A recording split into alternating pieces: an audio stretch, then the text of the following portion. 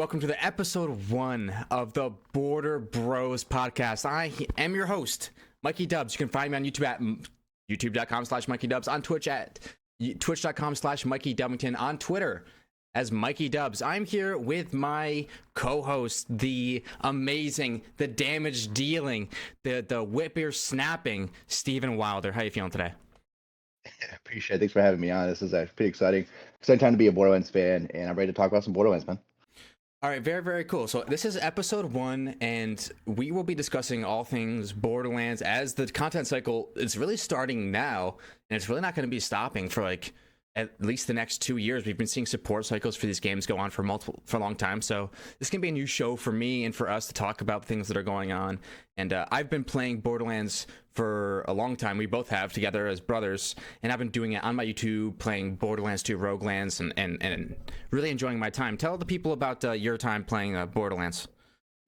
You know what? It's kind of funny you ask because I had to think about this because I remember one day Borderlands 1 was on our screen, and I don't remember when or how we got the game, but this was back in 2009, so I was like 17, you were around 12, right? And typically at that time you go and buy the games at GameStop. You don't digital download on 360 was kind of starting up and going, but not really. So tell me if I'm wrong, our parents would only buy us sports games. So if we wanted a first-person shooter, we had to go get it, right? Mm-hmm. Typically.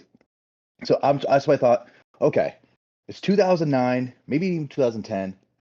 What games were out while I was at GameStop, and why did this game, Borderlands 1, come home with me? So I thought I had to come up with what was released that year. This was a huge year, 2009. Okay, and my first thought was I went there for MW2. Yeah. It released in November, and Borderlands came out in October of that year. Minecraft actually came out that year. It was a public beta. Wow, big year. Yeah. Halo 3 came out. Uncharted 2, FIFA, League of Legends, Clash of Fates in October of that year as well. Holy cow. I mean, it was a huge year. So I don't think I went to GameStop to pick up a sports game because we usually get those Christmases, birthdays from our parents. So I think I went for MW2, and I had some extra money to spend, and I think Borderlands had like a display or something, brand new game, and it looked different. I remember it looked different, and I think that's why we came home with it. And I remember looking at the back because as we always play games together, you and I, Mike, and I made sure I was looking in the back to see if it was co-op. That was a big thing for us. Can we play this together, split screen? And apparently it did, so that's why I got it. But tell me if I'm wrong. Did we ever leave the Firestone area? Right. In Borderlands 1, we just sandboxed that area. We loaded up. We're in the Firestone area. We were shooting the bandits in the local area that kept respawning. We kept shooting some more and just rinse and repeat. That's right. And we really didn't beat Borderlands 1. I think it was just one of those games where if we just wanted like a sandboxy, we didn't really understand the game. Right. We were just having fun playing a first-person shooter. Just having fun. And I thought, because it looked so different, the cover art, and at the store, I think that's why we got it. But we never completed it. But when Borderlands 2 came out, I remember going out of my way to go pick that up. Even though we never beat the first one. I don't think we even got out of the first area. But Borderlands 2 came out, and we went crazy into that game. We were more mature, I think, game-wise. And it was still hard. I remember I hear your streams of how you're going against enemies. Oh, that kicked my brother's butt. That kicked our butt. Oh, and it's true.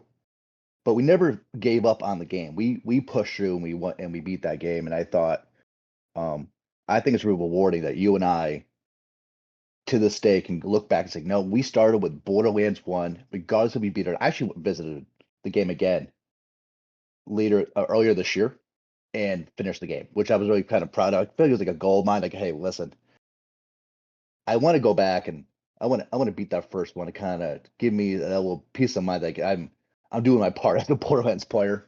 So, yeah, 2009. It's where it all started with us, and here we are today, 2024. Did you actually end up going back and beating the entire game, Borderlands 1?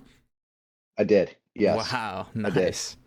Went back and I actually played as Lilith.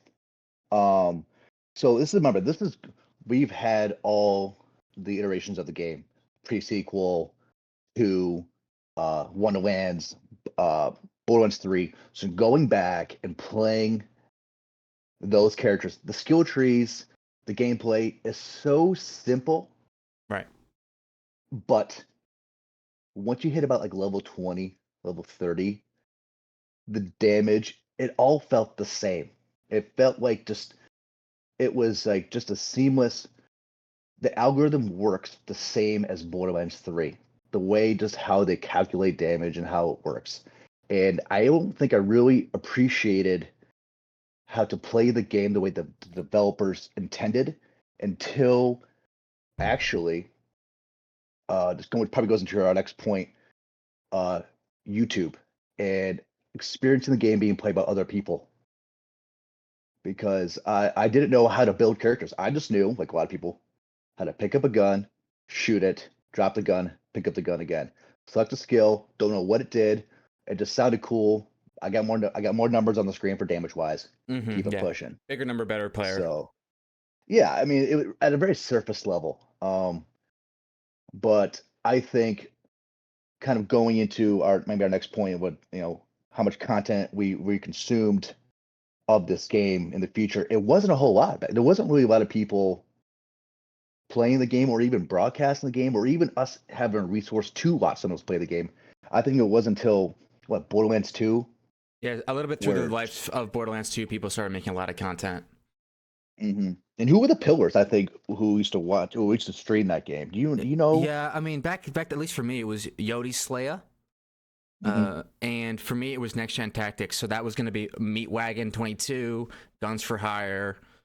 They played the game. Yeah. King Athalion, Admiral Baru. They were some Emma Barrow, big. King of Thalia, yes. They were kind of like the old heads. And then Jolt Dude was back then. He was kind of like the guy who broke the game numbers wise and showed that you could like do this crazy thing, speed run. Killer 6 was always there. I think I started to watch a lot of the content creators with Borderlands 3. And it wasn't even in the beginning life cycle of the game. I think I was even late to the party for Borderlands 3. I don't remember buying it at launch. I think I bought the game, I think a year later. Mm-hmm. For some reason. I don't know why, such a long time ago. And I remember everyone saying, "Oh man, it was a rough year, rough year." I'm like, man, I don't know about you guys. I must have got through all the patch notes and all the the updates, because this game is great. But yeah, I remember watching Emma Baru, Gothalion. I remember searching like just for content wise, just like most damage videos, one hit builds, gun reviews, and it kind of just opened up that depth of Borderlands for me to a level where I can now appreciate this game at a totally different level. I mean, it's a complex game. It's a fun game, um, but it has a lot to offer, I think, for a lot of people. I definitely feel like it's a game that's challenging if you don't utilize like YouTube and other things as resources, where some of like the diehards are telling you what kind of weapons are the best and what kind of builds the best. It's a type of game where you could get stuck on a long time on a boss, on a difficulty, and not really know where to turn because the items are so unique and like the synergies that you create are so niche that if you don't know exactly what something does or you don't know where to get something, you just haven't seen it, or maybe a certain skill doesn't really work the way you would expect it to by reading it, then maybe you wouldn't actually be able to push further on deep in the content. Like Raid on Digistruct Peak as a Krieg player in Borderlands 2 was a hard stop for me. Like I couldn't push past the OP levels. I just felt like I would just die. It is hard to pivot, but you've invested so much time in like a vision board of these are my skills and that's the path I'm gonna take. I keep looking at the skills I'm gonna get in the future, and this is going to work, and like this has been working. And then to get to that point where like I'm not just clicking and killing everything anymore. And it's that moment where you need to figure out how to pivot is daunting, okay, in Borderlands because you've had this like idea in your head, like this is where my damage is coming from. I never had a plan B. And I think Borderlands does a great job of just making it inviting for a player to just, hey, we're literally throwing you gear at you. Just try it. Try different things. Unspec, respec. Just don't be afraid to switch up gameplays. Try different skills, different gears. And it took me a long time to kind of just accept that. Just try different stuff. Because not everything works at the end of the day against everything. And we know that. Um, but I think the game does a really good job of just allowing the player to be really creative. And I think YouTube has just blown the door wide open on the possibilities of players to showcase that to everyone else. Right. A big thing for me is I like to try to go in with as little information as possible, but in the Borderlands game, it's so hard because not only are the content creators so talented and good at creating good quality content that you want to watch because it's your favorite game and it's just a good, but it's also like I want to know, like I've already experienced not melting health bars enough. You know, I've already stood here and shot at the squishiest enemies in the game and been like, yep, I've been here for half an hour. I want someone to tell me, hey, DLC 3, Bounty of Blood, if you go get the flipper from the Minotaur enemy, it turns Moe's into like a walking ball of death. Like I kind of like a little bit of help from that now and then. Yes. And I still end up creating my own builds anyway. Like I take that knowledge of the flipper, and then I'm like, oh, they put points in this. I actually don't. I prioritize this. And it makes a lot of sense. And honestly, maybe I know that's your opinion, and I share the same opinion about in taking all that social media gameplay, but maybe just hold off. Just play the game organically by yourself. Just tune the world out for the first time if it's brand new. Especially like even if you know the game, we understand the base mechanics of the game. Just Borderlands 4. Just kind of go in and just kind of discover things on your own, and it's okay. And I think that's really important as a player to understand that on your own without giving the answer.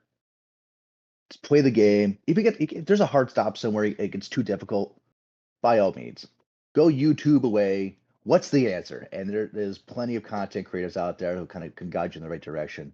But like you said, experience it on your own the first time. I think it's really rewarding as a player because you're just kind of like, oh, I discovered this, and then you find out, oh, half the world knew about that last week. There was a video on it. Like, who cares? But I feel like I was the only one to discover this interaction or this mechanic. It's a fun thing to kind of go through. So, I definitely will be tuning off the internet. Probably for the first week or so playing this game. Yeah, I think I'm not going to look at a single legendary weapon guide. I'm not going to be looking at character guides, nothing like that. I'm going to try to figure out how to push some of the hardest content with a build that I have created myself. And that once you clear it, that's kind of like my Borderlands style is I clear it with a character and then with a style, with a play style, with a gun combination. Then after I do it once or twice, I'm immediately looking for the next thing. I'm looking for the next build, next character. At least in Borderlands 3, it was next build for Moe's. I think I've tried like 20, 30 different builds for Moe's. Like, it's just a really fun time. Okay. All right. Let's get into this. Ready? Let's do it. All right, let's start off. I was going to immediately start off with the Vault Hunter drama, but I think it would be a better place to start for us to just skip it for now and come back and bring it into our conversation with the new trailer that we just saw at the Game Awards. Yes, let's go. All right. So Randy Pitchford, he gets on stage at the Game Awards. We already saw some games get revealed. Big names like Slay the Spire 2 had already done their trailer. Witcher. Big reveal. Witcher came out with their trailer. The Dark Souls co-op roguelite made by From Software, they had their trailer. So there's already some really big games that were announced there. So Randy Pitchford comes up and he goes basically like, do you guys want to hear me talk about Borderlands, or do you want to see Borderlands? And he asks them specifically. He's like, "Who wants to hear me keep talking?" Kind of a little bit of an awkward silence, but like if I was there, I would have been like, "Randy, keep talking. So, I'm for you. I'm with you." so Randy right there. Who wants to keep hearing my voice? Yeah, it's Nobody. classic Randy. He's like, "Who wants to see?" And then there was cheers. And he turns around. And he's got the number 4 jacket, just like he had the number 3 jacket. Back and there, the crowd, people were down for it. And then they played the trailer, and what we see is Elpis. But what we see most of all is the character that's holding the mask in the beginning from the first reveal trailer. Yes. We get to see a little bit of this evil, what we think is an evil character named Callus on the planet Kairos, placing a mask onto this person's face. It looks like it looks kind of like against their will, but they're being dragged into this mask, and then their eyes start to glow red. And that's faction number 1. It seems like we're on this planet Kairos, and there's this giant bandit faction where they look like traditional bandits, but cyborgy, like kind of like They look souped up. We're talking. The name of this clan, I think they announced Borderlands themselves, Gearbox, the Ripper clan, right? yeah, Is that which what they we've heard said? about the Ripper clan from Borderlands 2. I'm not sure if it's the We same have. Ripper. Yes, Claptrap actually in Borderlands 2 mentioned he actually in quote, I got the quote right here in front of me. He says, "Be careful taking down Boom Boom. He was one of the Ripper clan, as in Flesh Ripper." That's right. I don't have to tell you why they're called that. So um the Ripper clan has been mentioned. So I'm trying to figure out, and I guess we won't know until the game, how they got here. How did this known clan on Pandora are now here on this totally this whole time been uh cloaked planet? That's one of the questions we have. Right. And so we see this bandit army. They look like a bunch of bandits that have been souped up, cyborged out, with Callus, I think her name is, in the center. Big arms, looks very scary. I'm a little bit scared of her. She looks pretty menacing, and also one thing about the Ripper. I played Cyberpunk, and when I heard Ripper, there's a thing called Ripper Docs, where all they do is they enhance body parts, anything, and with technologically enhanced parts. And I'm looking at these bandits, and I think Ripper is a great name for them because some of these characters like this, like Callus right here, some of these arms are mechanical, the heads are mechanical, and I bet you those are the best features about them Right. because that's what a Ripper doc does in Cyberpunk. These guys, the art style did a really really good job. The director of art director Adam May, I think he just destroyed it here with the style Bandit. Yeah, I've never seen anything like it, and I think that clan really looks cool. And if this is a faction that we are fighting against, Mhm. I would have a great time with that because their abilities are going to be insane. Like, I like how their motive, a little bit of mind control action, but also there's a part of it that looks maybe like there's not mind control because there's people without masks on. Yeah, they look mad. And looking at this group here, we don't really know the details too much, but what we do know is we've been told there is a war coming. This appears to be the largest two bodies of people that we've seen on screen, so this is the closest thing to a war that we've seen. Right. Um, would you say Iridians possibly? I mean, nothing. We don't know anything for sure. They're shaped like the Iridian Guardian people that we've been fighting since Borderlands the pre-sequel. I think maybe Borderlands 1. I haven't finished Borderlands 1. They Yeah. look similar to the Guardians. They got that very Guardian Iridian type vibe Look, going on. okay. Look at these mechanical guys right in the front. I mean, talk about Space Marine. These guys, I want nothing to do with these two dudes up in the front. They look menacing up in the front here, and these massive creatures. It almost looks like riot police. I remember I talked to you a little bit about this, my first impression, how all these bandits look really pissed off, Mm-hmm. and they're all looking at Elpis, Yeah, right? let's see if I can get that up. So they're all looking up at the moon, and collectively they're all just really mad, and they immediately look over to this faction across the wasteland here, and the other side is like almost reminds me of a riot police. And these, right? Look, they're looking at this moon, like what the hell? And then look, there's almost like the sense of like realization they've been lied to almost. Yeah, the guy's Like angry. mad. Like what we just they're looking at something and they do not like what they see. Almost just like you guys lied to us or you told us something and now they have to set order. And that's what they call the order. Am I wrong? Right, Is they're that what called they're the called? Order. The Yeah. order? This guy. Oof. Man, this is he is not happy what he's seeing. Uh so I see riots, I see riot police. Right. Um Man, this is a great shot, great scene here. I think they crushed this whole cinematic out of the park. It's kind of exciting, the idea of being thrown into a war. It's got shades of Skyrim, where you show up and it's like the Empire is trying to put you down, and so it's like, should I join the rebel cause? There's people from the rebel cause here telling me to follow them, or I can follow the one guy who he works for the Empire, but he seems kind of nice. Did you see the mission statement that Gearbox put out about the trailer, about the game? I didn't read it, but I've watched some content. Go ahead. I'm not gonna read the obviously the whole thing. You can obviously pull it up on gearbox.com for Borderlands 4 to learn more. But I think there's out of four paragraphs, one of them kind of sets the tone of why we're here. So this is the mission, and I like how like that they kind of guide us to destruction. It reads ignite a resistance and blast your way through mechanical monstrosities, bloodthirsty bandits, and vicious beasts. Amass an arsenal of death-dealing firepower to wreak havoc as you tear away across Kairos. So you're trying. We're our job as a Vault Hunter. We're apparently we have to ignite a resistance. So I'm kind of curious where that narrative goes. Ignite a I think resistance. the groundwork is definitely laid uh, with this trailer and with everything that we've seen before in the lead up. Like you said in the pre-sequel, we heard about a war coming, then the whole Mhm. war narrative kind of went away.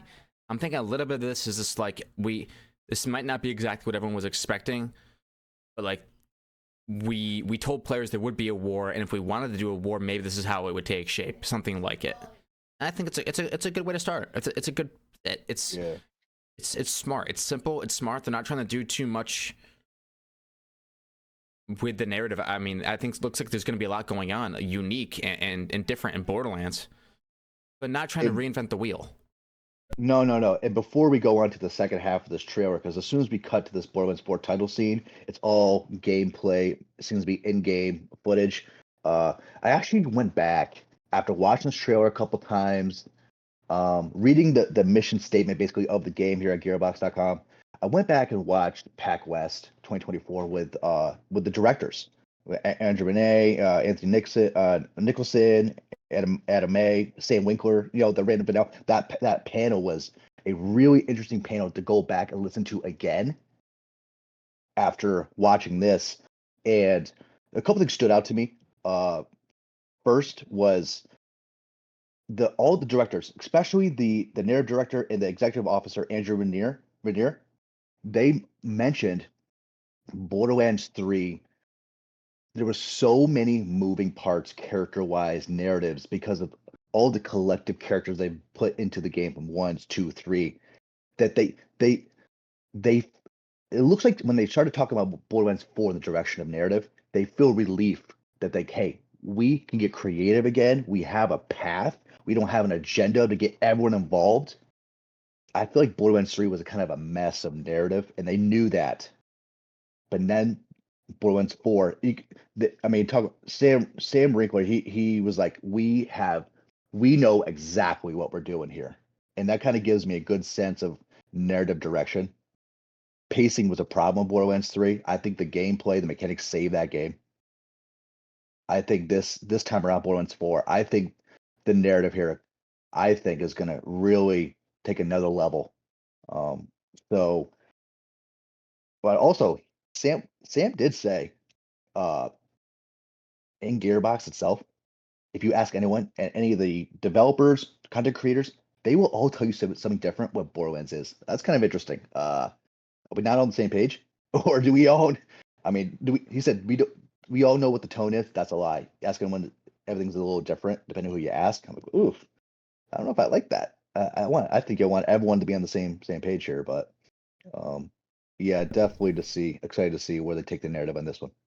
I think Sam Winkler's been on the receiving end of quite a bit of the backlash, especially when it comes to the diehard community and the involvement of Sweet Baby Inc. as a script editing company and coming in and making changes to the game. And Sam Winkler is seeming to be, because of his tweet that he made, that sometimes knowing that you're not the best person to write something is what being a good writer is all about. I think that tweet kind of put him in the same league as Sweet Baby Inc., like a teammates as an alliance. And the people that don't like Sweet Baby Inc., you know, that gives them someone to pile on. And people point to points in the game where it's like, this, I didn't like this point in the game, and this is Sam Winkler's fault. So he was kind of like during that developer talk that you mentioned at PAX East. PAX East West. I forgot what it was. It was one of the two.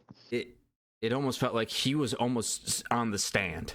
You know, he was having to answer for not his crimes, but answer for people complaining about him personally.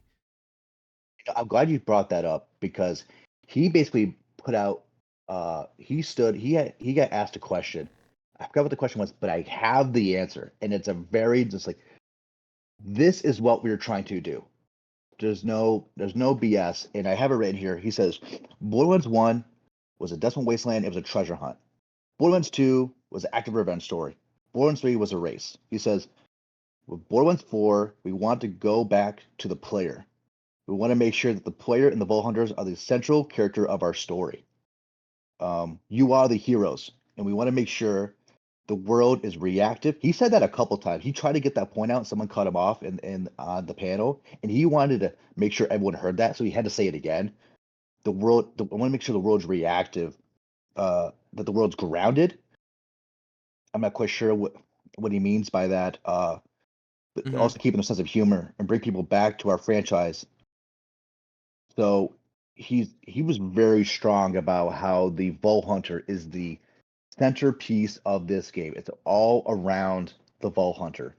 So I believe it was Randy Vernell, the chief creative officer, who mentioned on that panel putting the Vault Hunters in cutscenes, getting them on screen, making feel like they're not just pushing the story, but they are the story. So it's clear that they're all on the same page on kind of the direction of this game. It comes to Vault Hunter. And that's an exciting thing to hear. One of the most intriguing things, and I thought almost made me feel optimistic things, was when Sam Winkler, he made a joke during that same panel saying, you know, I think it goes along with what you were saying. You ask people, what is the tone of Borderlands? What is Borderlands? Like, I'll give you different answers. And he said something along the lines of, and he was making a joke and he was being sarcastic, but he said, it's like, oh, one thing that's great about working on Borderlands is that everyone agrees what is funny and what the tone is. And he was making a joke that like not everyone agrees on what is funny. And so when you're playing all the jokes land, he said. Yeah, all the jokes land. So you're playing Borderlands 3, and sometimes when I am playing by myself and I'm just listening, or I'm playing Wonderlands, a lot of time I'm thinking this dialogue is too much. I'm sitting here doing nothing while they're trying to make me laugh, and I'm not laughing, and it's miserable.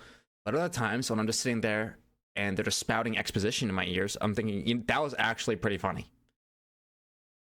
I agree. It does not so great when you're just sitting there and they're just constantly being talked to and everyone is trying to be the number one comedian. I think if they really back off and some people are not comedians and some people are comedians, and then it's not all the time, but sometimes I think that could be a good direction. Because the game is funny. The game is funny. The game is funny. And there's so much talking and obviously they're starting to throw some names out there. Gearbox and stuff like, hey, this is this in the trail, this is that in the trail. So now everyone's starting to go back and do some dialogue digging. And I saw some comments of people and they're like, how much dialogue did I ignore that was so important to this game that we don't know about? Because there's like, oh my God, that was just a random echo that I just was not listening to. That is literally a cornerstone of the narrative here. Right. I'm like, oh my gosh, that's Borderlands. We ignore it, and something we ignore is important. I think the echo log's really important. It's like there's, like you're saying, there's so many echo logs, and so many. It's a lot of content. It's almost like Fallout 76. When it first came out, there was no NPCs in the game. There's no humans. It was a desolate post-apocalyptic wasteland. You are the only survivor, and the only thing that's left in this Fallout wasteland are the remnants of other people, like where they were, what they left behind, the journal entries in their digital lives. So it was like, this is how I'm going to piece together the story. And Borderlands being a game about a first-person shooter in an open-world adventure collection, get lost in a game, those echo logs mean a lot. And I think it is cool how, if they're looking for a new narrative direction, they can go back into the past and they can grab something from here and there. Yeah. And thank you, YouTube, again, because those echo logs, when you get them, they are not in order of when the events that they happen. Okay.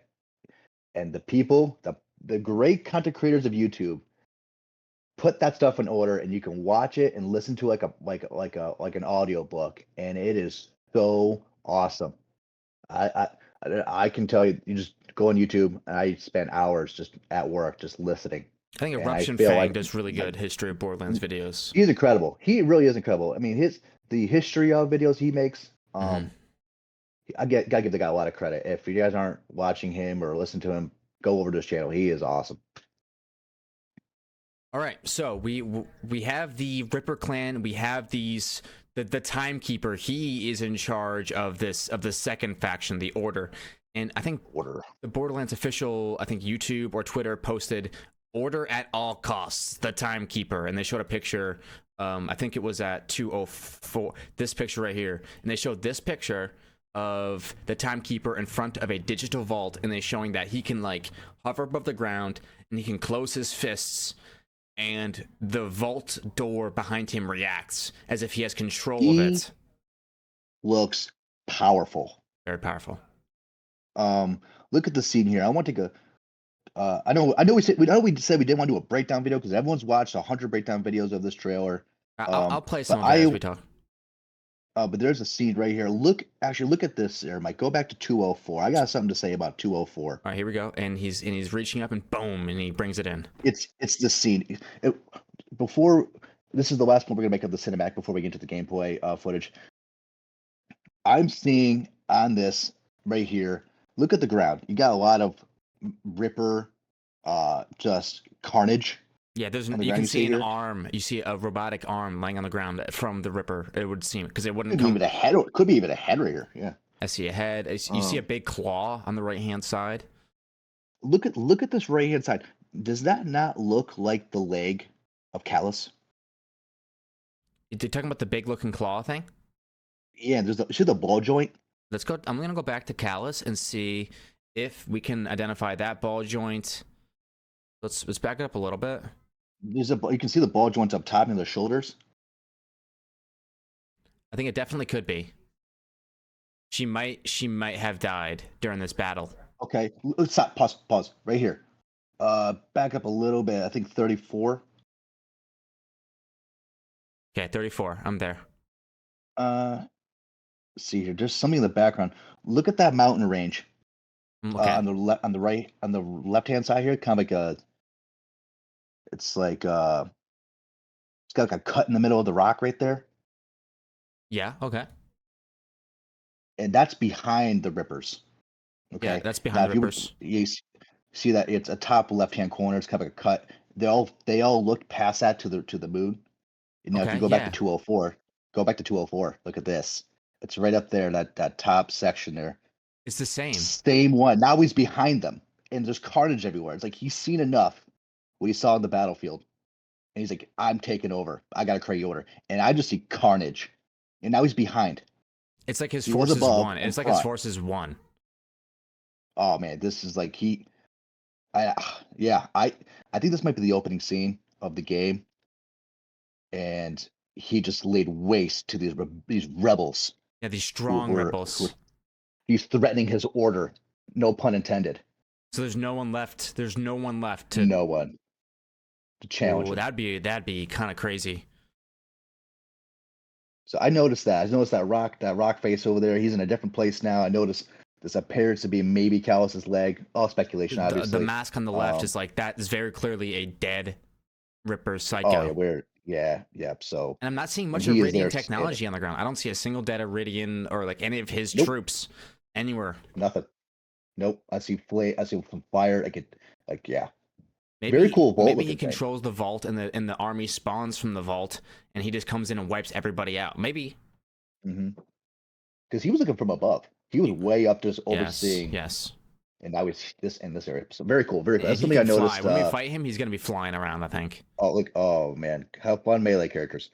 Here he is, up high, up on the cliffs. Yeah, not in the location where when they see him again at timestamp 204. The total, if anything, behind where this all started.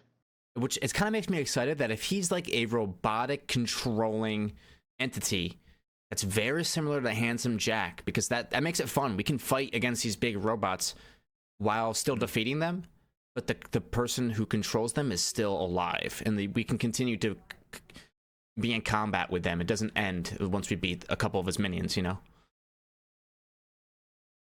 We're igniting your resistance. That'd All be right, so we very get what? cool. We get the first title scene, and it cuts right to in game. Yeah, I kind of want to start us off with a conversation about these environments, Okay. and I'm a very positive player, but I'll stop it right here. I think this is a good point to talk about what I want to talk about, and it's a fear that I have going in. I think our discussion so far has kind of led me to be a little bit less pessimistic about this, with the enemy diversity of maybe those big enemies being robotic and being controlled by the timekeeper. But I felt like Borderlands 3, and it's something that I mentioned on Twitter. Jolt's made a post about what do you guys think, and I made a post. I said, I really don't want so much urban warfare against humanoid enemies. I felt like a lot of Borderlands 3 felt like Athenas. A lot of Borderlands 3 felt like the Malawan takedown, where it was humanoid enemies in an urban environment. That's who we were fighting. Yeah, I agree. We got away from the Bandit and Desolate Wasteland area. And I think having loaders to fight against in Borderlands 2 was a big part of what made it so fun and diverse from a first-person shooter standpoint. Because bandits are small. Hitting crits on them is difficult. They shoot back. Loaders are an entirely different experience. They have 4 crit points. They're big. You can use different kinds of weapons against loaders because you don't have to be so accurate. It lets you use something like the hail. Like in Borderlands 2, if you do the circle of slaughter right in the fridge, because you're in the fridge, and that circle of slaughter is in there, when you beat it, the quest reward is a hail. Assault rifle SMG. Or assault rifle that when you shoot it, it shoots the bullets like as in the trajectory of rain. So when you shoot at enemies, you have to shoot their feet, and then the bullets would fly in. It's difficult to use, especially against bandits. But in that game, when you get it, right after you get that weapon, you're introduced to loaders. And the hail, because of its bullet pattern, is actually super strong against loaders, because they're big and you can hit their crit spots. And it's a weapon that kind of is terrible against bandits, but really good against big targets, really good against robots. Yes. Yep. So I'm just afraid. I'm happy to see these Iridians, and these bandits, because these Iridians look a little bit bigger. Now most of them look like humanoids to me, which I'm worried about. I don't want to be fighting. We want big enemies. I want big. Someone like these tanks in the front, I like, but I don't want them to be onesies and twosies. I want the main force of some faction. Again, on Twitter, I said 1/3 beasts, 1/3 bandits, 1/3 robots. I think that was kind of a secret to the success of Borderlands 2 that I don't think Borderlands 3 or Wonderlands captured, even with the introduction of skeletons and goblins. Those are all humanoids. Very same feeling. You know, in the second half of this trailer, I actually clocked it. We got 48 seconds ish of in-game footage. The breakdown of those seconds, 14 seconds was all map and level design, 11 seconds vault hunters, 11 seconds enemy montage, and 4 seconds of a dude breakdancing and a loot drop. So there wasn't a lot of emphasis in any one direction. Right. People are speculating this is maybe a pet right here. Imagine if it was. Doesn't look very threatening. I think they showed a lot of our sanctuary. Kind of like our first thing they've ever designed. That's probably one of the first things they take care of is the sanctuary. That's their starting point as a creative team, like Anime, and that's the first thing they could show. Right. I think we definitely saw a hub based area. People have been saying all kinds of different areas are like our new sanctuary. I don't know which one of them is actually the hub area. But take a look at this area, and I don't mean to be the Debbie Downer of talking about urban environments and fighting boring enemies. But I look at this area, okay, and what I see, and even in this next area, and in this next area, like as you're watching this stream here, what is striking to you about all these areas that they're showing off? Like, what is a common thing that you're seeing in all these areas? I'm seeing dark lighting. Dark, yeah. I think that's what I'm seeing too. Even when they're trying to show off the color, let me get to that. Let me get to the scene of that very red bandit in the streets. There's the timekeeper in the background. This is so dark. Urban environments. There was a moment in Borderlands 3 when I was playing. I was fighting these beasts in the sewers, and it was beasts, not even humanoids at this point. It was beasts in the sewers, blah blah blah, and it was like an old scientific research lab that is run down and taken over by these ratchets, or not, maybe VAR kids, whatever it was. And I'm shooting enemies, and I'm just taking hits. Bing, ow. And I keep my because I'm taking a hit, my character's like getting like, where's the damage coming from? Yeah, and I'm getting knocked back. My aim is getting knocked off because everyone, even in Call of Duty, when you get shot and you flinch, it's so frustrating. Like and it's such a terrible feeling. So I'm like, what is hitting me? And I'm looking around, nothing. And I look down, and it's not even because I can see the thing hitting me. It's I can read its name. And that's the only way I can see it, because it's just too dark. Way too dark. And it's the same in Wonderlands. These enemies need to be obvious. Obvious. They gotta, if you're gonna be dark, if it's gonna be dark areas, they gotta have some lights on them or something. I don't want to resort to enemy outlines. It pulls you right out of the immersion experience. I have a red outline or whatever color outline you choose of the enemy. Just so I can see where they are, an arm or anything. Oh, I gotta be able to see them. I gotta be able to see these guys. Because just guess what, Mike? They can definitely see you, and they're shooting at you, and they're trying to kill you. Even when you have a giant grenade explosion on the ground, and like you're like, I can't see anything. I have to find cover. They are hitting headshots. They do not care. Okay, I just want it. Definitely. Areas are dark. So dark. The enemies. Please, those eyes better be bright as all get out. I need to be able to see these guys. It's something that I complained about in my Borderlands 4 videos. Like, it's just the darkness. I know they have, in the new game engines, they have very dynamic lighting, where ray tracing, where certain rays of light come into the space and illuminate it a little bit. I almost kind of like artificial lighting better, where it's not necessarily natural, but I can see. Now, give me enemies I can see. So yes. I'm a little bit nervous about these dark areas, these dark shaded enemies. I want to see enemies that I can shoot in these areas. As much as I think they're beautiful, and I've always thought Borderlands 2, 3, Wonderlands are beautiful games. They look they look great. Everything we're looking at looks really, really good. Michael, you hear the argument. You look at you start that from that first title scene, and you show the level design, right? You just kind of play that through, and people say, "Looks like Borderlands 3." So what? What do you want to look like, Halo? This is Borderlands. This is what we want. I don't see what the issue is here, and I think it looks great so far. We got to be careful though that we can see our enemy, like we said before. Boom! Look at that. We just snap out of nowhere.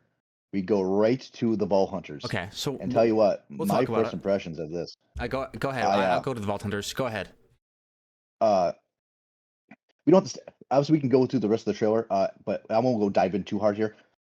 This is the perfect time to go dive in. This is the perfect. This has been the most hotly debated topic on Reddit, on Twitter. Has been this still shot right here, and it's funny because it was a true natural reaction of mine, and I don't want to say I didn't feel this way. I would be lying to you. I was super excited. The cinematic just was like, I got my heart pumping. It looked great. I knew that wasn't the game, but just kind of set the tone of what the tension of the game, of a narrative we don't even know about yet, which is kudos to that. So then we went boom right to the level design. I'm like, okay, dark, gritty, futuristic, and then out of nowhere, boom, we got Bull Hunters on screen, Right. and my eyes immediately went to the Siren character right here because she had the most color on the screen. Yeah. I snapped her, and I couldn't keep my eyes off her by the time it cut because it was quick, and they went to a different, went to like a zoom up version, and I was shocked because I didn't get a chance to really understand what else I was looking at, and I was so distracted then from there on out because I was trying to comprehend what were those characters in the background because Yeah. that's where they were Yeah. in the background. She's definitely in the foreground. And I mean, and from a physical space perspective, she is the closest to the characters. She is physically in front of the big guy. And I mean, there is the character on the far right who's a little bit closer to her, but she doesn't have the colors that pop. Like the blue, the pipe. And I'll get into it. But yeah, the siren definitely, the siren definitely popped out to me as well. I really don't have a major issue with this character design per se. I think they look all pretty cool. Yeah. If you throw some color, just throw a simple color on these characters. Make the character in the far right, orange pants. Make those things bright orange. You know? Yep. Make this guy shiny in the middle here. Just make them pop, and I think we would negate a lot of this conversation. What do you think about this? I know I talked a lot about this, but go ahead. The Vault Hunters to me look like they're capturing definitely different play styles. There's been some discussion about not being able to tell what they do by looking at them, and people are complaining about that from a trailer's standpoint, and I totally understand what they're coming from. But these look different. Like, these characters look like they all do different things on the battlefield. I have a quote from Adam May, the art director, about this. Go ahead. He goes, frequently, they won't even look like a group of heroes that you expect to see together, kind of like a superhero group, but like a mixed match. He goes, I try to bring different backgrounds and different origins and different reactions to different stories, to the same story. Sorry. So they definitely nailed that. I mean, these four characters are very different from each other. The more I watch it, and it's just something, the first thing that came out on Reddit, and I'll just go ahead and jump right into it. The big upvoted comment on Reddit that kind of spread like wildfire is, these Vault Hunters are bland, and it got a lot of upvotes. A lot of people saying it's like, yeah, like, these don't look like super exciting Vault Hunters. They look like the color palette is all off. Well, what's your initial reaction? Because there's been enough of counter arguments, people like taking that argument and telling their opinion, which is different. What do you think about the initial reaction of these characters are bland? What do you think? I would say they're in a non-threatening environment. They don't. When we first saw the Vault Hunters in Borderlands 3 on screen, they were holding guns. They were in appeared to be a hostile environment, and they looked enforcing. These characters, our first impression, they're just having a walk to go get coffee. They don't look enticing to roleplay as. They actually, in my actual opinion, they look like characters role playing as Vault Hunters. I expected them to have a gun in their hand. I expected them, my first impression of these characters who we'll be playing as, to show me their identity right away. But we don't have that. I have a Forbes article I pulled up of what you're talking about, the Borderlands 3 Vault Hunters. I'm pulling it up right now. Okay. Oh, well, yeah, here's the scene. That's the first thing we saw last year. Guns. I see, is that a drone? The drone in the background for Zane? For Zane. And I'm pretty sure in that reveal trailer, when they went from this all together, and then each one had a 4 or 2 or 3 second clip of their action skill. This is what I am. This is what I do. Yeah, like real boom, quick. Boom, boom, one after another, yep, 4. This trailer, only 2 got the spotlight here. The other 2 that got shafted. We're just totally left in the dark here. I understand, Mike. Typically they do the, I know one. Okay, name it typically, but I know one lands the Vault Hunter or Fate Maker reveal trailer explaining what they are. Yeah, that was pretty cool. Yeah. Very cool. if you're not gonna show them all, like what they do, don't show any. Wait for like, hey, we're gonna reveal our characters at a later time. This is like their moment. But this part of the trailer felt a little sloppy and unorganized. Yeah, Very cool. Look at that. let's jump right. Yeah, because we get these 4, then 2, and then 2, and then the slam right away. This guy slams. That much we know already. Okay.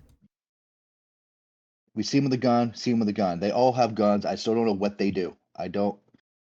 You give Salvador a gun. I still don't know what Salvador does. It just Right. So I'll go back to I want to go back before we jump into the play styles about the blandness issue. And this is something like I'm no expert in art, okay? okay. But even if we go back to the Borderlands 3 Vault Hunters, the picture, we notice something here. The background and the foreground characters have stark contrast. So these characters are not that clear, especially from this photo, but the background is glowing yellow, and the characters are all wearing dark outfits. Like they more in focus too. They're like the background. The background is very blurry, which is good. It's like this is the very clear focus. Who's in front? Flack. Like your eye goes to all of them. You can see the purple tattoos of the siren. Like, okay, that's siren. It actually purple and yellow are complementary colors. I think it's a great color scheme, great color choice. They even give her a little bit of spacing too, and she still stands out there with the tattoos. Yeah, definitely. And like Moe's, she's got a Gatlin gun, a Jacobs, a gun that like we don't really see in Borderlands up until this point. It's like that's a Jacobs. That's pretty cool. Yeah, and it's a good reflection. It is shining. It catches your eye. That's for sure. It does definitely catch your eye. Now we have this photo, and I make a lot of YouTube thumbnails, and something that really hurts my thumbnail. Hurts my viewership is when I take my background and it doesn't pop from my foreground. If a lot of my backgrounds are orange because they take place in Sanctuary during the day, and if I throw an orange character into that, they become a part of the background. And if I try to make them the main idea of the video, no one gets it.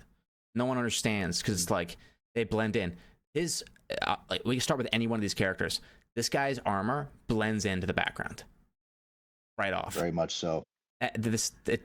The background is in focus, like you're saying. Like there's so much detail happening in the background. It's like it's hard to tell. And then by the time I get over here to this character on the far right, which was the last one I saw, and I was like, this looks like a character from Overwatch. Lucio, people are saying it looks like a character from Concord.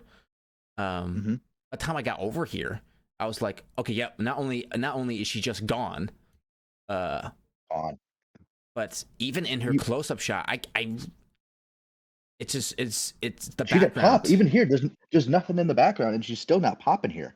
I like her glasses. I like the reflection off of her glasses. And like I'm gonna be honest, I'm leaning towards the siren or this character. They're saying that she might be Maliwan. She's got they found some old concept art photos of Maliwan for Borderlands 2 or 3, I forget, and it looked a lot like this character on the right hand side. So we might have a ex Maliwan, which would be kind of interesting. I am interested in all. I just think the background didn't do them justice. I wouldn't mind showing them maybe the same area, just like give them something that's animated, like in pops. How are the tattoos on the siren not the brightest thing on the screen? Why is the signage on the side of the left here just as bright, if not brighter, than neon. Our siren's tattoos? I mean, this is the focal point right now. Is the show these are your characters? I think the guy on the far left gets a little bit of a bad rap. The guy on the left, I think he's one of the biggest people that people say looks bland.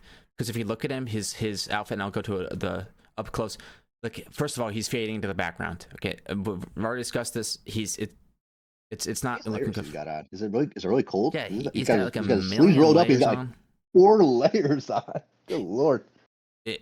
And then you got our son wearing nothing. So what temperature is it here? I'm confused. Right. It's big. People were saying this looks like Moe's because one of her skins looks a lot like this. No, I hate that you just said that. Now I can't unsee it. Yeah, she does look a lot like Moe. She does look like Ava. It's the same company making human faces, so it makes sense that there would be some resemblance. Oh, Zane's jacket collar. This guy looks a lot like Zane, but he's got a kind of like skater boy armor. which is in a duality, or like as opposed to Steel Legion guy over here. I feel like the guy on the far right, I'm sorry, the far left, kind of have an identity crisis here. I'm not quite sure. He's armored up. It's kind of, you know what this reminds me of?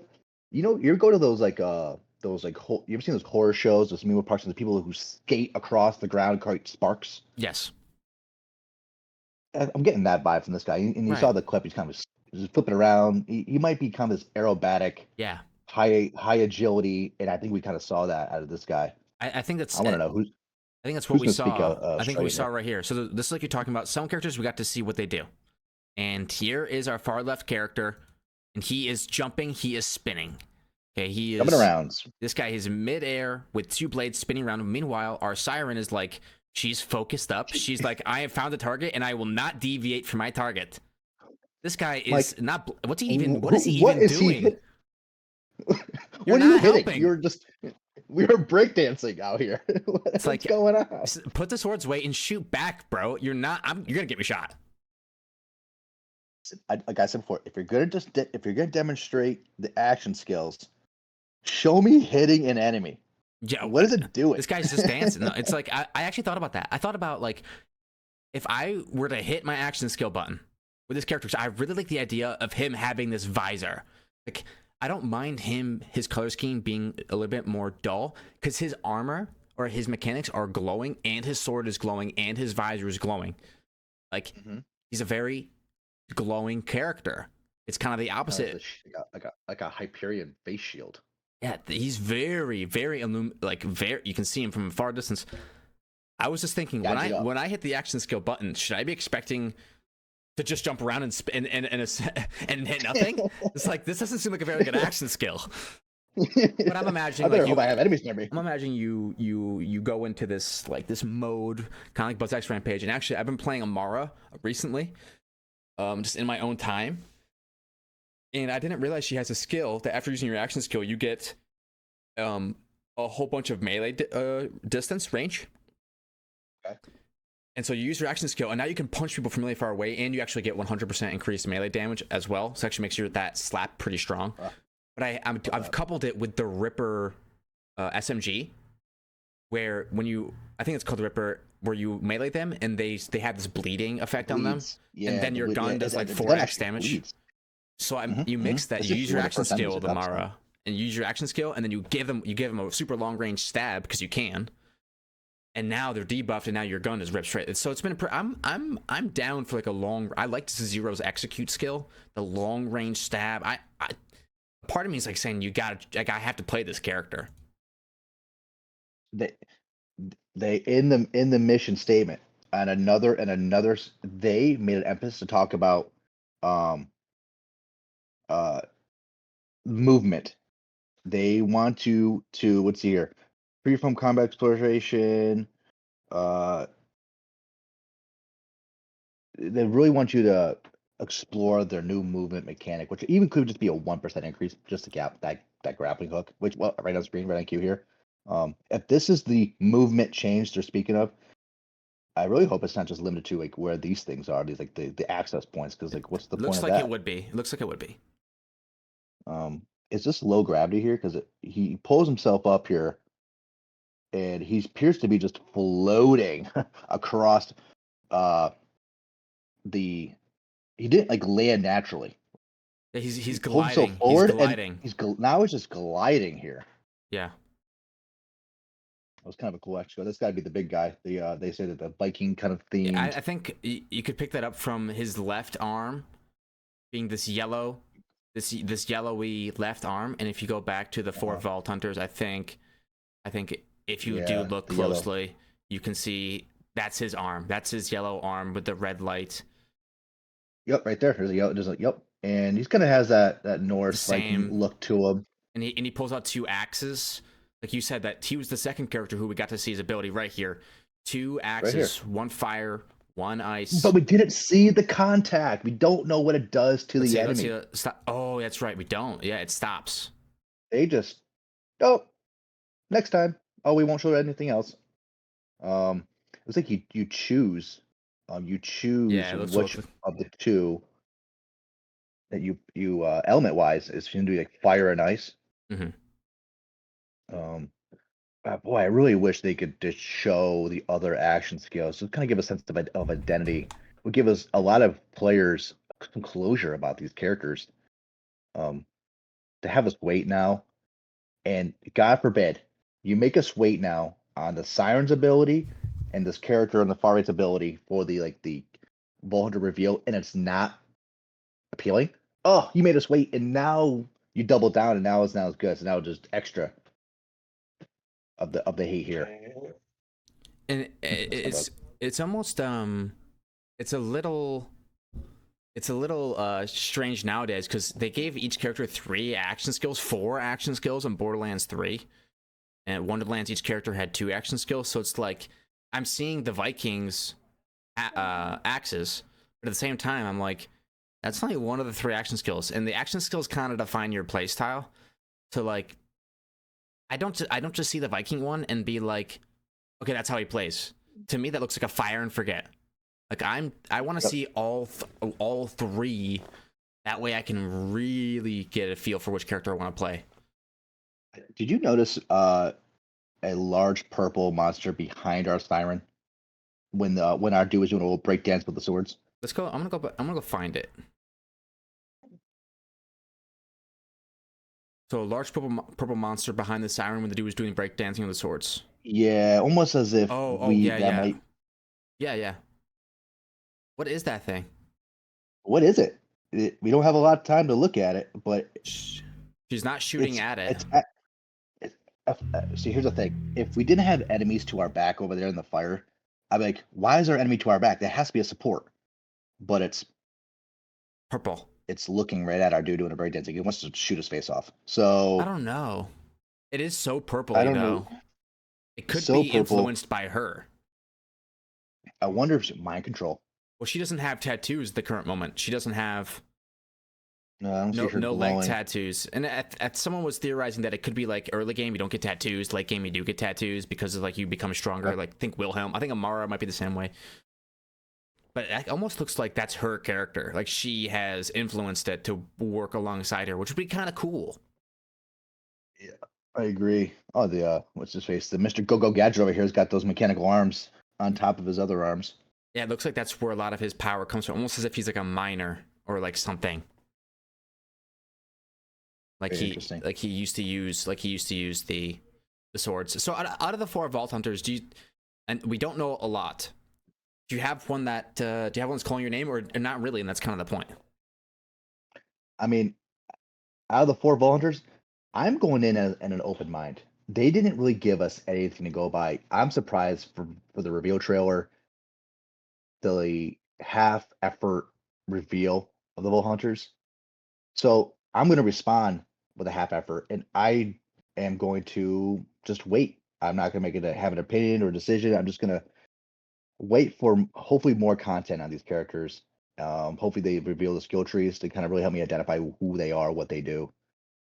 I'm over the whole blandness, but because typically we're not on screen, right, Mike? Where typically the Vault Hunters are never on screen, right? So it doesn't matter as long as you see their hands, right? But they said it in packs with the directors of the game. The main focus is the Vault Hunters. Okay, that means these guys are the most important thing in the game. This has to be the focal point. And the first impression, they flopped on the introduction, in my opinion, on just on screen time. Oh, that's just heartbreaking. They have to rebound here. They have to come back and kind of just make up for this lackluster introduction. They said the number one focus of Borderlands 4 is the Vault Hunter. So I really hope they figure that out. I'm gonna pause it right here. Then I definitely hear where you're coming from. Where it's kind of like a flop when it comes to not showing the characters, and the background I think makes them look a little bit bland. Even though I don't think they're that bland, I think they could do something like her blue tube could have been more blue. Her red tube could have been more red. She does have a bit of splash yellow. Action skill. Where's action skill? Right here. Look at all the screens she has. I'm kind of wondering, like, okay, if you look at it, this sequence. Okay, the 4 Vault Hunters, they're two screenshots, and then boom, he slams. Okay, that's what he does. do we get anything at all to indicate like what's she holding? What is this gun? I've never seen anything quite like this gun. Is there something here that could give us an indication? Like she has like a jetpack type thing. I mean, I see a little jetpack in her back, but a vault hunter holding a gun doesn't give me anything because, like you said, you can have Salvador run across the screen with a doll in his hand, and I'll have no idea who he is or what he does. Right. I mean, same thing with this character. Gun looks cool, but that's Borderlands. I expect that. What I don't know is what or who she is. Help me understand my character, you know? Mm-hmm. And I'm not getting that. I'm getting a wasted shot here of a moment that really just tells Again, me this is who the I am. background is not allowing her outfit and body to become easily visible. Like again, the same thing. The signage is really bright over here in the top left. I mean, my eyes are over to the. What's that saying over there? It's so bright. What's it trying to tell me? It looks like more of the ciphers type text that they from their made up language. She's got like cool tubes and stuff in her pants there. Yeah, definitely like She a could. I don't know. Like engineer. I see engineer. we engineer. We already have a go-go gadget kind of character with the high tech stuff. This could be. You're saying another gadgety, two gadget kind of players. I really can't tell because she doesn't like she's supernatural. She's not super strong. I mean, her arm isn't necessarily small compared to the average person, but like doesn't look physically. Killer 6 made a tweet saying because the speculation that she's Molly Wan. Like, is she a Tron? It's like, oh god, we have another Tron. That'd be hilarious. I don't. I just Could yeah, be. Mike. Could be. They have not given us anything, and it's just we have to wait, and that stinks because we waited for this, and we thought this would be the moment we get some answers on our ball hunters. So. I mean, we did a couple. I mean, here's Cyborg from Teen Titans, basically. This I think they're showing off a bit of like the new gun at the same time as his character. Yeah. Yep. This is I don't think we've seen anything quite like this style of gun. There's a lot. Every gun they've shown in the hands of our ball hunters have been a different design. I mean, look at this thing. Look how long it is. You see the stock behind her back. Yeah, it is. It does seem very like a very long weapon. Let's go back to it. Yeah, Could be an assault rifle. it almost gives shooting COV pretty. like Children of the Vault style vibes almost. See here, yeah, I was. Someone did find the scav written on one of the Yeah, that was in a photo we looked up before. I didn't want to go too far into it because like that's been covered a whole bunch by people. yeah. Okay, so we have our Vault Hunters. You don't think they have a blandness issue. I don't think they have a blandness issue. I just think we haven't been given that much information. I think Adam May let the intern take care of the coloring, and they didn't. And then Andrew Vanier didn't look it over, and Randy Vanel didn't look it over, and they said send, and now some interns getting fired. That's all I know for the coloring. Really, I don't know if it's a fire. I think it's just they could have had this kid had one job. It could have had just a bit of a back. It's just background Mike. difference. Yeah, okay. I think we touched that. Everyone talked about it. I think I'm already over the whole blandness and the characters, but we need to learn more. They're going to be great on screen, I'm sure, when we play the game. Yeah. Now we see this that's a laser weapon returning. Yeah, I would love to see the laser weapons return. We have open world. They've been talking about it. Yeah, this is exciting. I was more excited for this than I was for anything else. Look at the background right now. Just huge. Okay. We're gonna need vehicles to traverse this. This looks like this is giving me wildlife exploitation preserve vibes. You think this is like when they were walking? I'm sure we'll see it later in the scene where they looked over the landscape. Our bow hunters. It's almost as if the map is just one. Hey, what's up, my boy Zane? I love how Zane got an appearance here. That the map is like a dome. The center section is all traversing open sandbox, kind of like a gardens. The Plants vs Zombies. The middle section is you can go in there, you traverse, in The the outer backyard sections. battleground from Plants vs Zombies Garden Warfare 2. Yes, in the perimeter are the doorways to each world or each zone. But we're just constantly just in this middle section, It's almost like going back and forth. the dust from Borderlands 2. Yes, yeah. How the The dust is the only area in the game that levels up, I think, 4 times, because as you progress through the game, you have to keep going through it, but they want the enemies to keep scaling with you. So the dust actually levels up with the Vault Hunter, unlike, say, the Southern Shelf ice map in Borderlands 2. That never levels up throughout the story. we might find it. We might like I go back to I remember Borderlands 1 when you and I were playing as kids. We're just from Firestone, just mobbing. We might find ourselves in this area, the center located area, and just mobbing, just having fun, and not even going into any of the worlds. Just like staying in here and just having a good time. I mean, in Could be like Wonderlands, racing. in my Melee playthrough from Wonderlands, I have spent so much time just doing random encounters, doing the same dungeon over and over, because I think it's fun.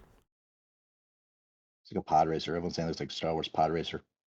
Oh yeah, so I want to talk a little bit about the pod racers. I think it's a great idea. It's a great idea to include. I mean, this looks just like Sebulba's That pod look racer. at that. Oh, boom. See you later. This is Sebulba from Star Wars Episode 1: The Phantom Menace, his orange pod racer. I really didn't care about getting, I don't know about you, but I didn't care as much to customize and improve our vehicles in Borderlands 3. I might go out of my way here to figure out how cool I can make my pod racer. I don't even care what they call this thing in the game. I want to make my pod racer the best pod racer possible. I pulled up a picture of Sebulba's pod racer on Pinterest, and You can't tell me inspiration. I'm seeing a lot of similarities with Awesome. the I love design. And I liked pod racing. I like the idea of it. So People are speculating no spawn stations. For the catch a rad, it's just whenever you want Yes. it, pop it up. There it is. I think I noticed that in Jolt's video. He said that he looked around, didn't see a catch rat. I see There's some mechanical wall. stuff next to it. I see a wall. There's something here. I see construction. That could be a spawn station. Go to the next one. See if there's. I mean, I'm sure. I think. Right. I think. But that right there. What's that thing? That antenna. Yeah, I don't see I'm not really understanding the no spawn station thing.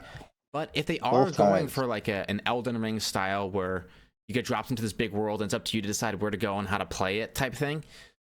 Mm-hmm. In that game, you hit a button and you're on your horse. You just Very cool. so maybe they'll just say, you know what, you hit a button, you immediately get on your car. Because in Borderlands 3, they introduced being able to fast travel to your car anyway. True. See, notice that? Look how bright it is. Very Our bright. darkness issue is gone. Yeah, out here. Out here. I would love to fight out here. Yes, absolutely. Yes. Like even if it's a cave or a dungeon that gets dark because we chose to go there, I at least get to like see the light of day. Yeah, this is very cool, very green. I mean, for one planet, they said it's gonna be the most diverse terrain we'll have in Borderlands. That's coming from a game Borderlands 3 where we went to different planets.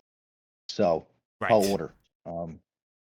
So I see we go from this kind of open. We get some character reveals here. We get Zane gets a shot in this trailer. I love his clone looks younger. It's hilarious. The clone looks like the clone, and it looks like Zane is Older. aged a little bit, but the way he's standing, it's still very much like Zane. You know what? I know you played mostly in a lot of flack. I played Zane a lot, so I listened to a lot of his dialogue.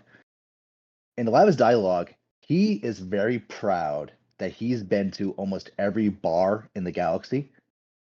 So it's no surprise to me that he is appears to be some bar, right, and this planet that we shouldn't know about. Well, he is the bar guy. He knows people. The funniest character from Borderlands 3. I'd always felt like. So I'm happy to see him back. He's a Flint. He's also a Flint, and I think what's his face? Flint was a Ripper reference. Oh, cool. So little family lineage there. So we get this guy. Good to see a character return. Let me Sorry, Mike, see it wasn't those. Cyborg version Whoa, look at this 2. guy, Mike.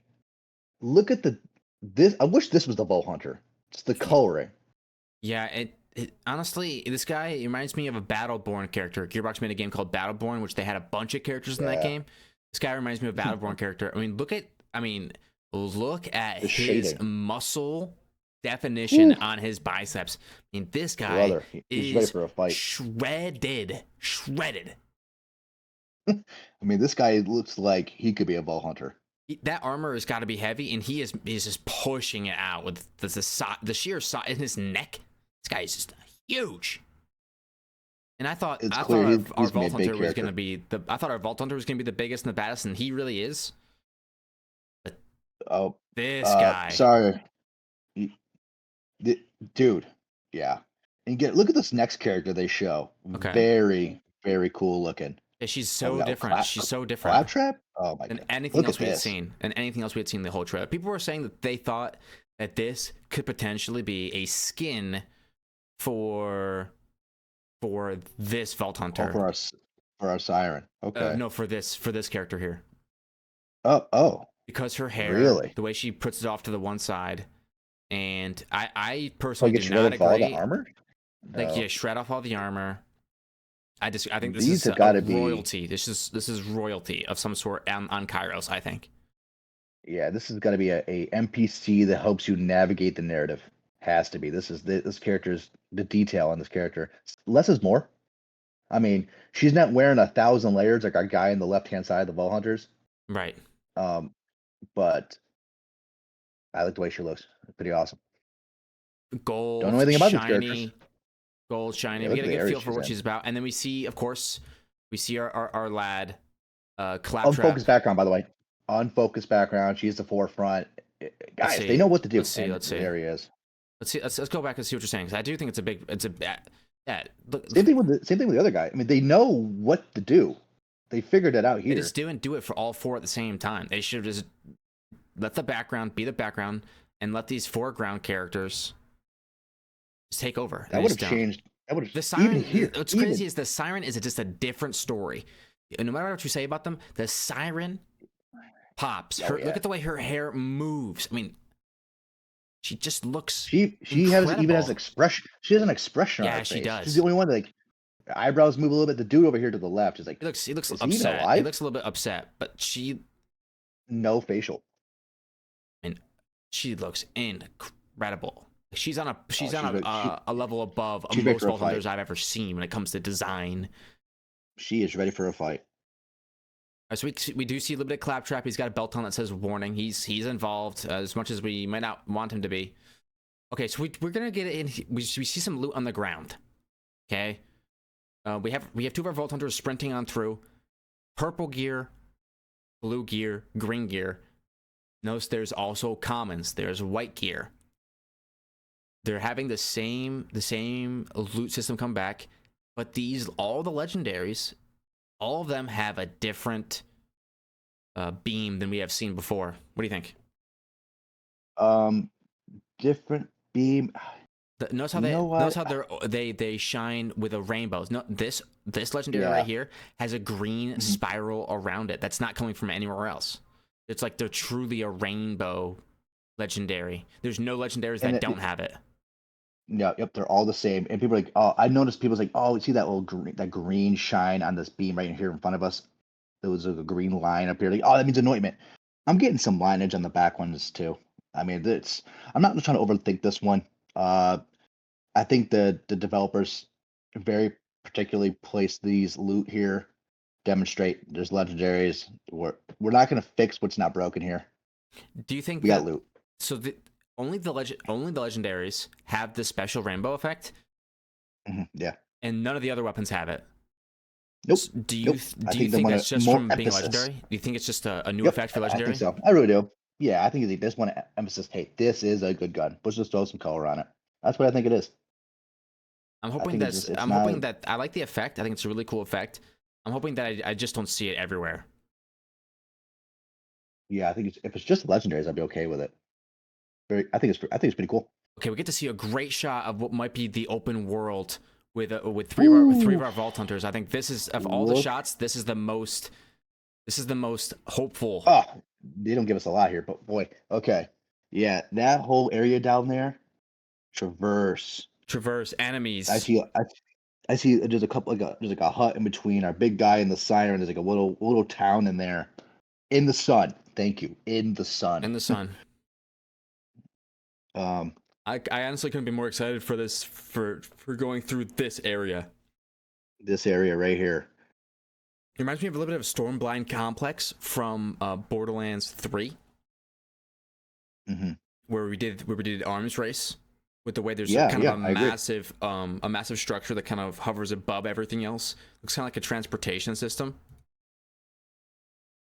I thought the guns they showed off, the first person shooter guns, and this first one we see a bit of like it's a Jacobs with a suppressor with a digital sight, but it's definitely a Jacobs of some sort. But it's new. We haven't really seen anything that looks like this, and the art almost looks. I want to say shades of BL2. Yeah, this shell shading. I think they went back to that darker, grittier style. If I had to say, hey, if you noticed, they have lowered their ridicule the way the game should be played. Look how lower that gun is. I bet you that ridicule is much lower, not centered. Yeah, I've started playing with a lower. There's one game I was playing called RoboQuest that gives you the option to lower your reticle, and I started doing it. I think I liked it better, but it did feel a little bit weird at first. I liked it better too. But definitely the gun looks really good. This next weapon, I think, because it happens so fast, and again the background, it doesn't let it really show off what it is, but it's got this really cool light bouncing off of this weapon, and again, thicker line. I feel like the Maliwan, and I'm feeling like I like this weapon style. When I saw this video the first time, I was just staring at the weapon the whole time. It looks like a Borderlands 2 style weapon where this gun stands out. When you're holding a gun, it stands out in your hand. I like this a lot, but the scope looks like it's a different manufacturer. It looks like it's like yellow. It's a different color. It looks like there's even an etching on the side of it. Is this an indication that our parts are coming back? Multiple parts. They've always had, a lot of different part variation, and I think this game will be no different. Look at the sky. Look at the fracture of that cloak. Yeah. With the Elpis. I think it's going to give the game really grand scale. I think it's going to be. I think the scale of the game is going to be really, really impressive. And we'll go to they actually showed us. Yeah, go ahead. I was just noticing the environment space there. That we've seen concept art of that space, but from a different view, which is kind of cool. Like building up to that area. I agree. Look at this. So we were in this area before, on the pod racer up against that wall right in front of us. Now we're just on our feet here. Love to see some enemies though on this shot. I like to see how they fill this space. Randy Pitchford mentioned it's the most full game they've made for being what they deemed open world. So if you're going to say that, I would love for them to demonstrate that at least here. I'm seeing emptiness, and that's what I fear with all open world games. Yeah, there's no enemies. It looks like, okay, why am I running directly into this wall? Whoa! Look what I noticed, Mikey. Look at the top of this gun here. Do you see a flame indication? I do. I think we're looking at a Maliwan. I think we're looking at a Maliwan weapon that can change its element, similar to Borderlands 3, and that flame would probably change to corrosion or shock if we hit the button. But I don't know for sure. This looks more Maliwan than the other one. The other one now looks more Hyperion. Right. If I had to really guess it here. But the thing is, we've never seen anything like it. This is. I picked up a lot of Borderlands guns. This is new. I'm so excited to start looting and just hoarding all the guns. All new. I can't wait. Does this look like a sniper to you? Does this look like an assault rifle launcher? Like you almost can't even tell. It looks long. It's kind of wide though for a sniper. But listen, this is such a new game, but creative wise, this could be just a sniper rifle. It could be a pistol. I have no idea. I really like the design of the weapons. Like I think the design of the weapons for all three weapons that they showed, and I'll go back to the Jacobs, the Hyperion is what we're thinking. Hyperion, and then the Malawans, all three guns just look incredible. They just look really, really cool, and I couldn't be more excited about picking I'm them really up and happy using Jacobs them. is in this. Yeah, happy Jacobs is in this. Very curious to see. We say Jacobs, but we don't know. We don't know if it's It Jacobs. appear, we don't know, but I'm just happy that these guns are different. They definitely the guns they show in that loot drop. They really don't let you see the whole much. They shade it. These enemies look awesome. Holy moly! We didn't really talk about the enemies, the montage of enemies they showed. Right. Diverse, scary. Look at the hip. Look at the different targets that what they're doing to the environment. Yeah. Let's do with a little arm. Oh, Well, well, we have I some want to talk aliens. a little bit about this. So here, this guy looks like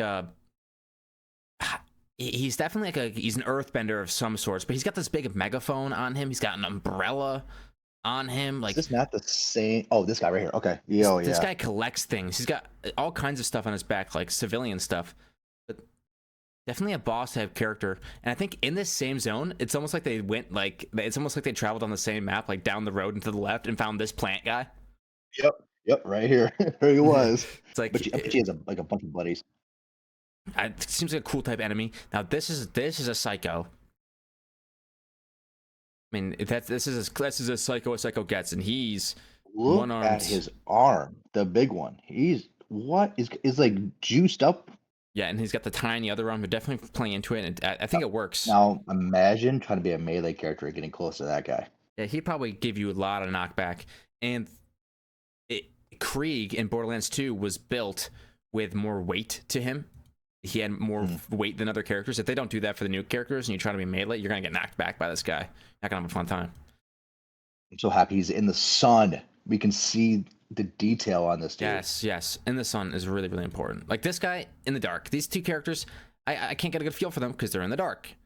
This guy's in the dark. This plant is in the dark. But this guy's in the sun. It's dark. I can see. Look at this. Oh yeah. Cool environment. I like the environment. It's almost like the bandits didn't quite settle in. They're just kind of like visitors, I guess. I really don't know how Yeah, they got here. I it don't is know what's very going on. interesting. Then we have we have Which alien? these Oh, two we have these two shooting enemies. We think they could be allies. This guy in the front, he looks like an acolyte of some sort. He's rocking a Borderlands style gun. This guy in the back looks like maybe one of those henchmen from the Timekeeper. we saw this floating character in the opening scene and the army. They were kind of floating above part of the organized order. I saw someone on Reddit said that someone said these would be great playable Vault Hunters. No, even less personality here. Definitely, they look polished. They, yeah, they're definitely part of an organization. I would say called the Order. And we Cool get to this creature. Kind of reminds beast. something of Eden 6. Yeah. Eden 6 dinosaur looking thing. A big part of the Borderlands 3 trailer that I thought was pretty cool was like how they introduced the big dinos. And like to me that was like, whoa, like we're gonna fight dinos. And as I fought the dinos in Borderlands 3 and Eden 6, they kind of lost their luster a little bit. So seeing this, I am excited for it, but it does kind of look like a mixture of a skag and a dino. I wish I hate that I'm gonna say this, but this might be in that open world area, that traverse world. I hope they'll be able to keep up with their speeder. Make them threatening. Like, hey, oh, I'm full throttle and they're keeping up with me. I gotta get out of here. Something fast. Yeah, this is pretty cool. Cool looking. Okay, now this character, people have been pretty hyped about seeing this character. I saw this guy, and yeah, I think he's cool. But to me, do you know that the Malawan takedown opening cutscene? Whenever you click it to go do it, they show you like what you're up against and all the enemies, and there's like this pre-battle dance that some of the flamethrower guys, and they have different elements, like they're immune, they're bigger. You don't say it. You trying to tell me it was a 1-for-1 copy, different skid, same dance? Yeah, like look at the dance. Look at this dance, and I will slow it down. And it looks like they're doing the exact same dance as those Malawan enemies do when they're getting ready for battle. Like, just look at it.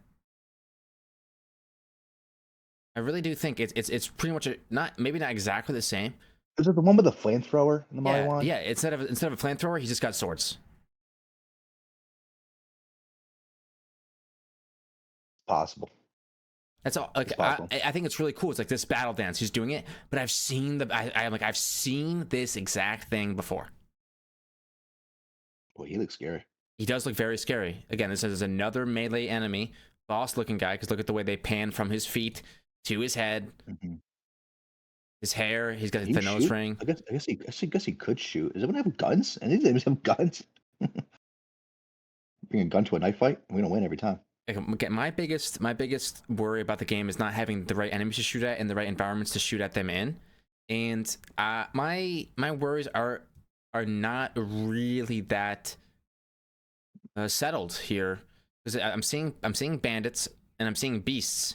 But I'm not really seeing like large robots. To me, I would like to see a They're I think they're keeping the order close to their chest as the developer standpoint, creator standpoint. I think they're trying to keep some things to the players to discover. I think the order is the most mysterious thing we'd have in this game because we know what bandits are. We know what these characters. So what's I think they're displaying that creativeness, but I don't see us seeing it much about timekeeper, the order. I mean, this is the order right here, right? The floating guy. We're not getting much. They've showed the same enemy 3 times now. Yeah, here we So, go. This is the order right here. Humanoid size enemies, probably red health bars. I'm getting a little bit nervous that it's gonna feel samey everywhere you go. yeah, same size enemy right there. Again, Singularity. beasts are cool, but beasts usually are not in a focal point from the main story narrative. Like, beasts are usually the obstacles in your way in between major story elements. And then it's the humanoids you fight because the humanoids create the conflict. It's the other faction of people who look like you. You know what I really And enjoyed go ahead. when you play Borderlands 2. Sorry, when you play Borderlands 2, you're fighting against an enemy, and then a random constructor just lands. Yes, Changes the game up a little bit. it changes the game up, and I think the games, going back and playing them through, they have really great density. I think there's tons and tons and tons of people to go shoot. But when they're all just humanoids shooting guns at you, you know, and even though they do mix it up with melee characters, and yeah, there are people that will close the gap on you, it doesn't feel as good as, like, you know, the loaders. I think we're still looking for a way to get back to the fun of taking out loaders. Are they holding hands? What's going on here? They're really Are close. we interrupting? Are we interrupting a moment right now? And yeah, and the guy in the back too, glowing. These are very interesting enemies. And the grenade goes off. The grenade's going off, and it's pulling. It's definitely a singularity. Look at the way that singularity. And they're getting, or it's like, maybe not singularity, but like definitely like an anti-grav stun of some sort. Let's see. Does the large enemy get affected in the back? Looks like that dude's glowing even before we even get on screen. It's like almost like he's running, like a supersonic speed right there. The guy in the back could be one of those really fast enemies. Actually, I think he could be very fast. He's already moving. I think it could be very fast. So at least we get to see it in a snowy environment, a nice outside in the daytime we're fighting. Oh yeah, no, yep. Totally different environment. I mean, we've seen some snow, we've seen some dusty areas, we've seen some grass. Yeah, I think they definitely know what they're doing from that urban perspective. Okay, and then we get in the trailer. We like we mentioned before. Here we have the timekeeper in the battlefield. I'm starting to think, speculating that in the beginning of the game, the timekeeper kind of destroys the Ripper faction, and it's up to you to create a new resistance. That's starting to make a little bit of sense to me. Mm-hmm. Boy, that final shot is like, okay, this guy is upset. Something happened. We're here, and he's gonna try to do everything he can to. I don't know. God, this guy is. Look at this dude. Thanos. I agree. Very Thanos-esque. Okay, so we covered the whole trailer. Cool. We covered. Yep. We covered. I think that'll be wrap it up. I wanted to end it with a little bit of. It's the first episode, so I think that we might. I kind of want to start a little bit of a Mount Rushmore, if you will, of different things in the Borderlands. And I'm planning on having guests on the show and having people talk about the Oh, game with us. So I just wanted to get very your cool. opinion. This is not prepared. I'm gonna put you on the spot here. If you were, and you can pick it from any Borderlands game. If you were to take a weapon, and the Borderlands is about guns, but Hmm. if you were to add a weapon and you only had input for one of the weapons on the Mount Rushmore, or one of the weapons to make it into the Hall of Fame of the Borderlands franchise, what would you be putting in? Ooh, that's a great question. Something that I would assume left a big impression on me personally or the community. You just want my personal opinion? It's your decision. What makes it on into the Borderlands Hall of Fame? Which weapon gets etched into the Mount Rushmore? Oh boy, I mean, there's so many guns that I feel like left a huge impression on my game, and I would. Oh wow, that's a huge question, Mike. I mean, good lord. I would probably say this, and this is going to surprise a lot of people. Um, I think the Sandhawk from Borderlands 2, I feel like left such an impression because the way the gun fired and that waving pattern, the environment where we got it, uh, was so unique, and I used it so much. It would be way up there on the list. I think the Sandhawk from Borderlands 2 um, will be on that list for me personally. I don't know. What about you? I mean, I'm sure you've thought about this. Will you have something in mind? I think the Sandhawk's a great pick.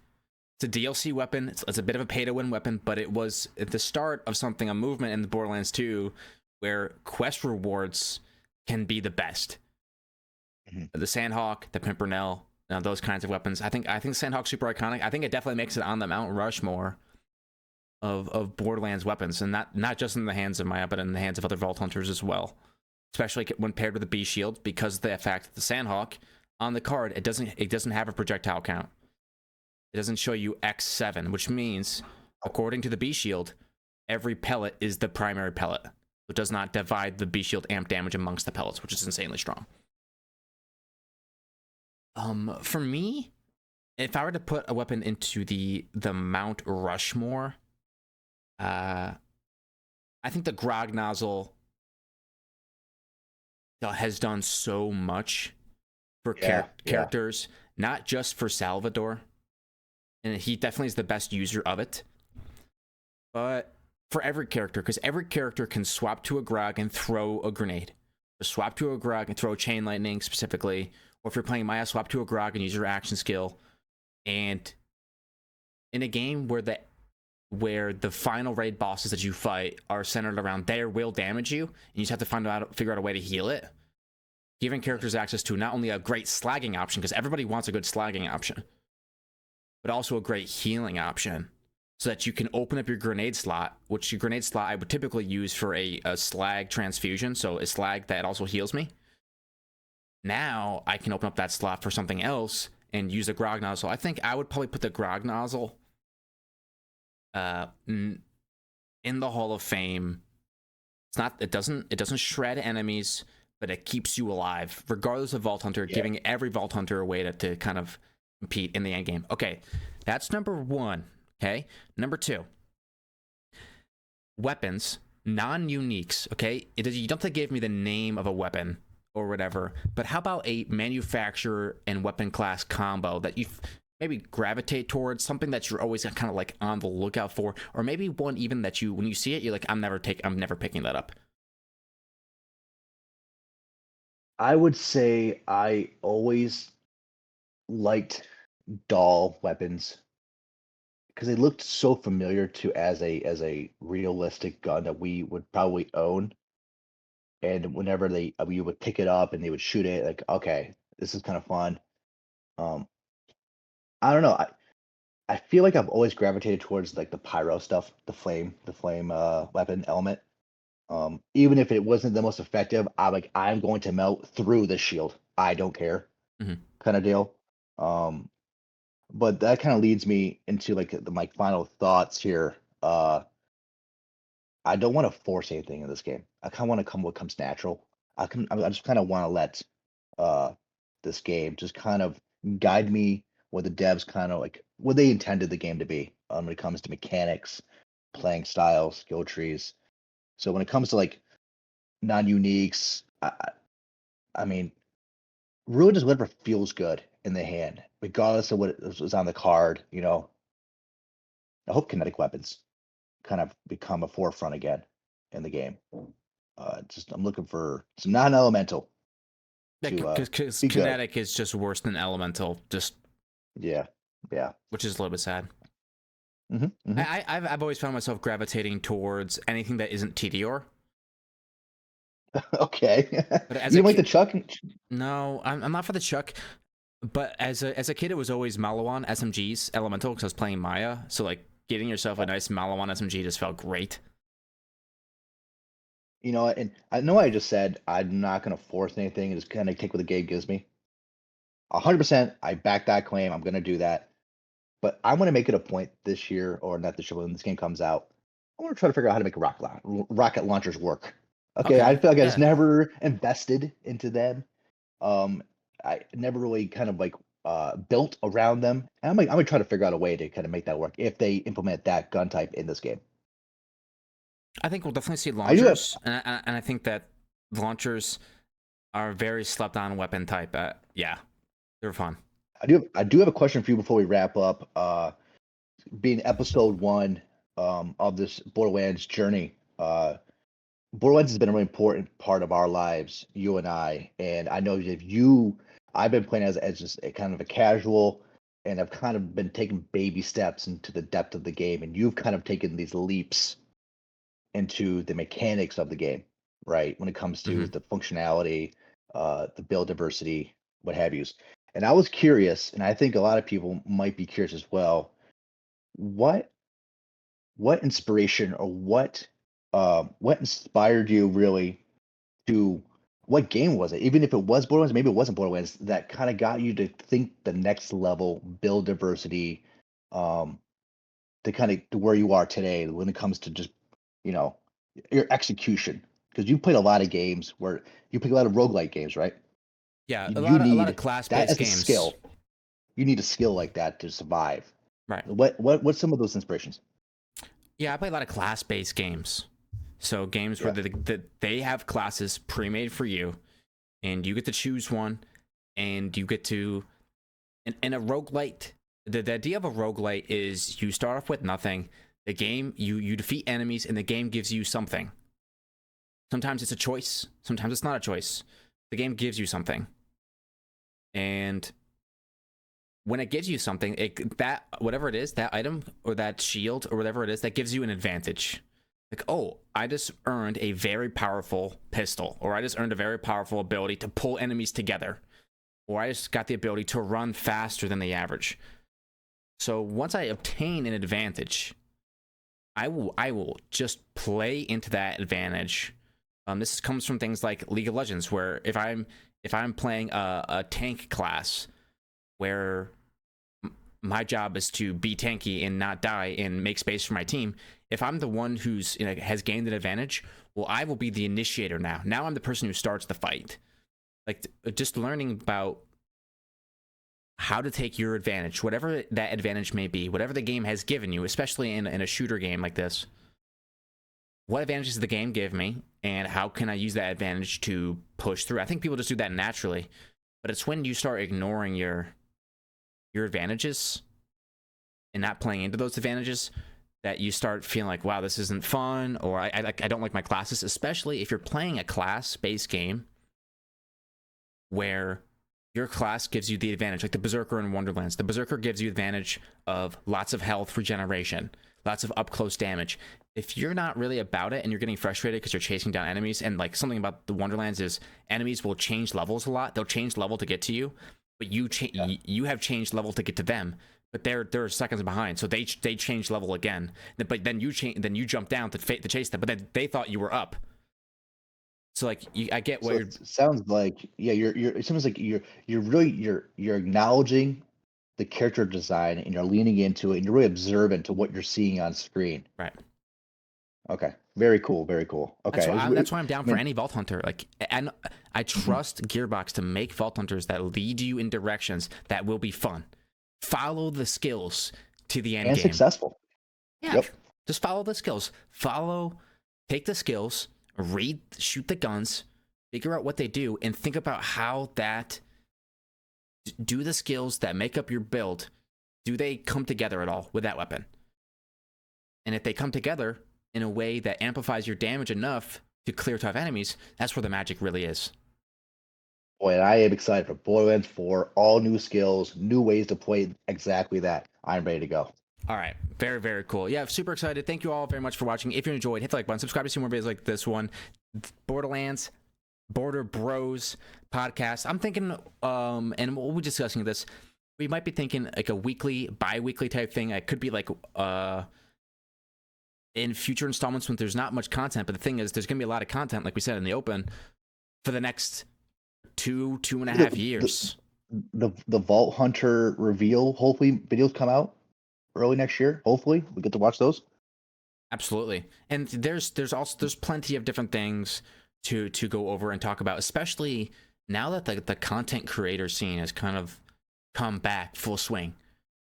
There are a ton of people with thumbnail and YouTube editing experience that are posting, and they clash actually. So it'll be an interesting content cycle. Very, very excited. So we'll be here, and we will see y'all next time. Bye.